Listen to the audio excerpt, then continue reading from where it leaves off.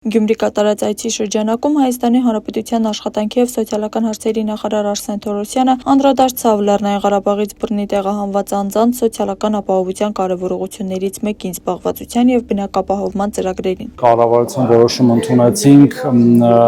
շահառուների թիվը մեծացնելու վերաբերյալ, ինչը նշանակում է, որ կա պահանջարկ այդ ծրագրերի,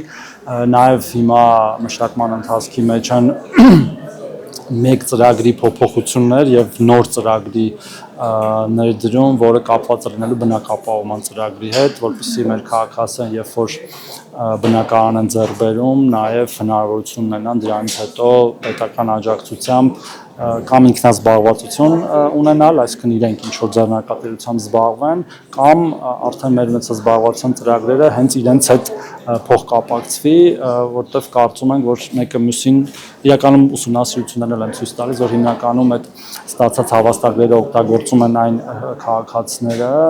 այն շահառուները, ովքեր ունեն զբաղվածություն եւ հատկապես այն տարածաշրջաններում, որտեղ զբաղվածություն գտնելը ավելի հեշտ է, դա եւ դրանից է բխում այդ մեր